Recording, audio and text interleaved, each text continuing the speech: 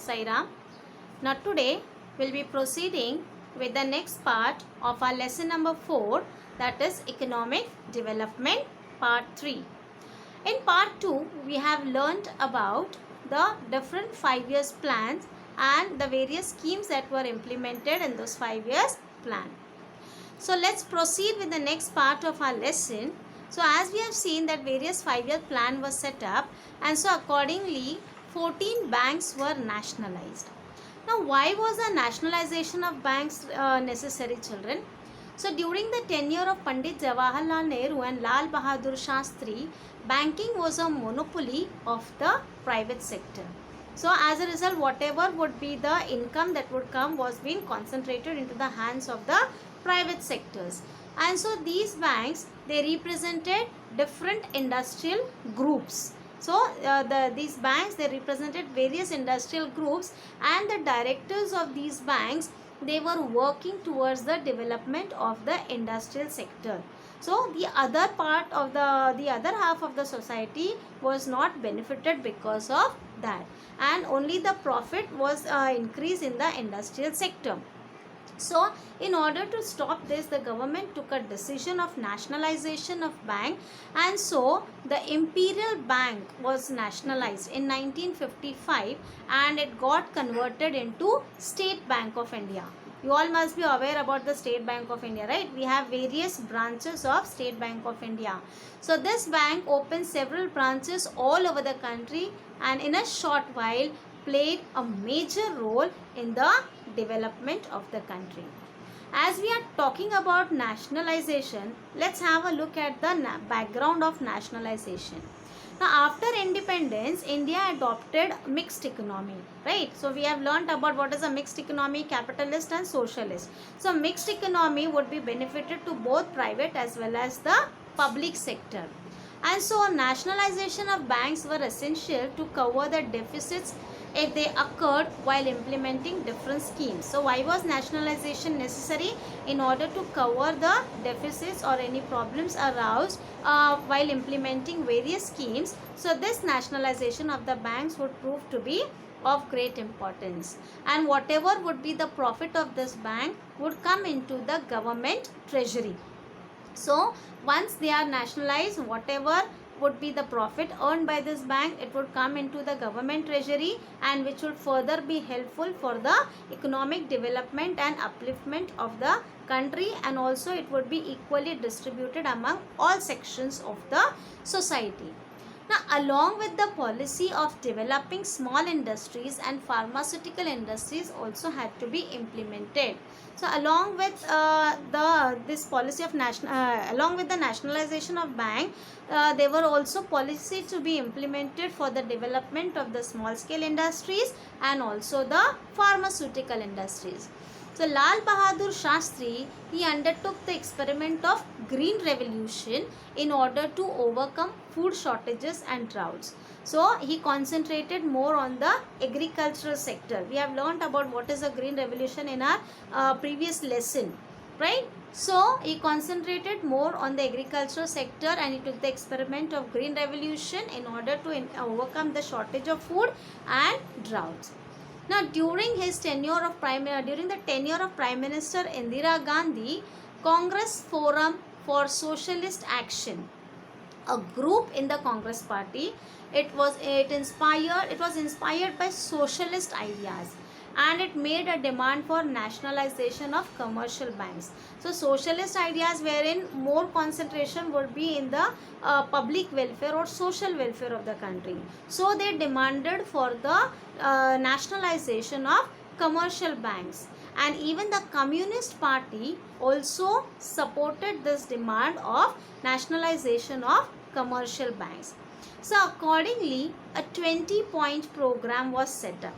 Now what is this 20-point program? Prime Minister Indira Gandhi, she announced the 20-point program on 1st of July 1975 and resolved to make efforts towards rapidly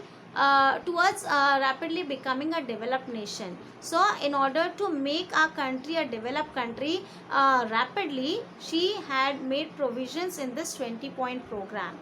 Now what were the provisions in this 20-point program? So the main provisions were land ceiling for cities and agriculture and equal division of wealth, minimum wages for workers, increase in water conservation scheme. So more of concentration was on the agriculture sector, the rural areas, also the employment opportunities to be provided, and suppose if they are employed, then the wages should be according to their working hours. Wages should be given to the workers, and also to increase the water conservation scheme. So irrigation facilities should be provided. So the workers participation in industry, national training scheme, freeing bonded labor. So more of participation of workers in the industrial sector, also national training scheme. So various schemes to be provided to this for the at national level, and also to free the people from bonded labor. Prevention of evasion, of tax evasion, economic crisis and smuggling.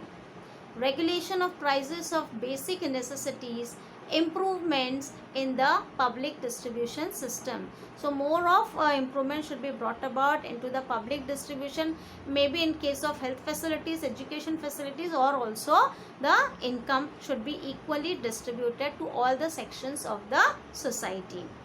Improvement of textile industry, developing handloom sector, housing, communication and educational facilities to be made available. Waiving of loans for weaker sections. So loans to be waived off for the weaker sections, and also education, communication facilities to be provided on a larger scale, and also bring about improvement in the textile industries.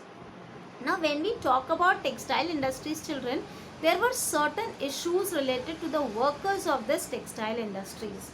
Now the first textile mill was started in Mumbai on 11th of July 1851 by Kawasji Dawar. Now this textile industry, you'll find these mills were started in the areas like Dadar, Parel, Bhaikala, Shivdi, Prabhadevi and Varari. I know you must be familiar with these names, right? So if now you will not have that look of the previous textile mills in that areas, but now as it is developed, you will find more of the towers and also more of all various what to say, implementation of new industrial sectors you can see there, but you will not find that kind of mills now.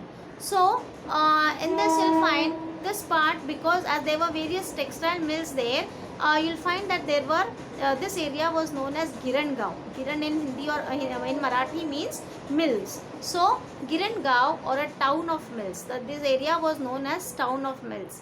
If you have watched a Marathi movie Lal Bagh Parad, in that movie they have depicted the full lifestyle of the mill workers during that time.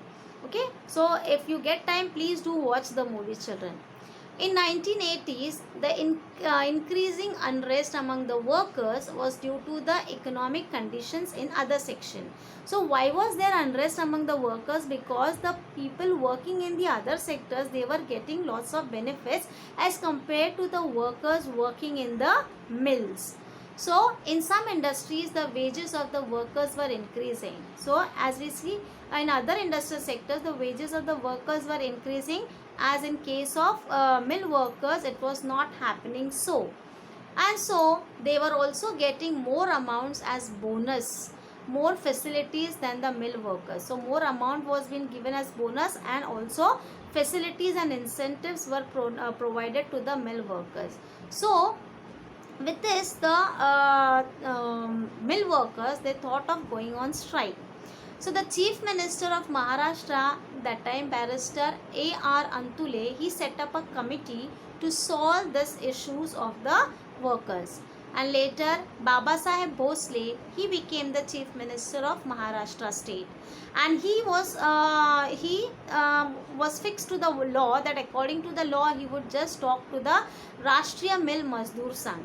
Now this was a union of the mill workers which would wherein the mill workers would place their demands in front of the union, and the union will, it was a media between the factory owner and the mill workers.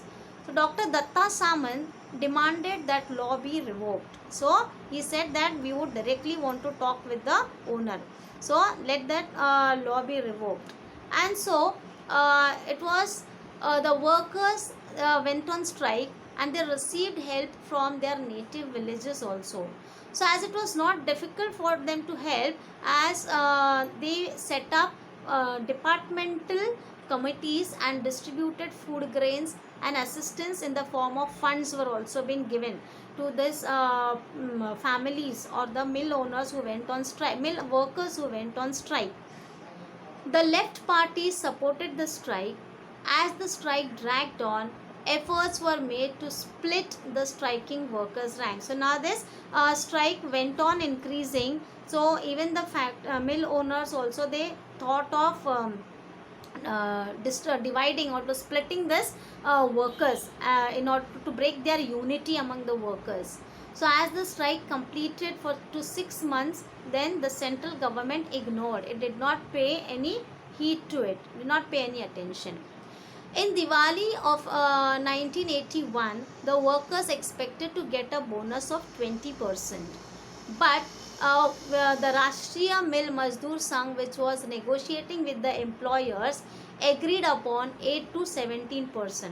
So the workers' demand was of 20%, and the Rashtriya Mill Mazdoor Sangh, which was working for the workers, the employers, they had a talk and they agreed to with the owners to 8 to 17% bonus without taking the workers into confidence. So even we can see that this union leaders also were being by the side of the mill owners, and they just agreed for 8 to 17% of bonus, and they did not take the workers into confidence. So the cut in the bonus proved to be the cause of unrest. So as they got the less bonus, that there was a great unrest among the workers. Some workers, they went to Datta Samant, as he was a media between the factory mill owner and the workers. So workers, they asked him to accept their leadership. So they requested Datta Samant to accept their leadership and fight for their rights. So workers of 65 mills came together and Dr. Datta Samant led the strike. On 18th January 1982, 2.5 lakh workers went on strike. So around 2.5 lakh workers went on strike. Then Girangaon mills stopped running, making it seem like Mumbai's heart stopped throbbing. So that was said to be as the heart of Mumbai, and when the workers went on strike, everything was stopped. So as I told you children, do watch this movie. Full scene of the mill workers, all these incidences are mentioned in that movie, and it's really very interesting. So all the workers went on strike, and the workers also started a jail bharo agitation. In September 1982, 1.5 lakh workers took a march in the Legislative Assembly of Maharashtra state. But it did not help at all. And then we could see that the strike completed a year. So for 1 year the workers were on strike, and this was the first strike to have gone for a year. In this period, about 1.5 lakh workers became unemployed.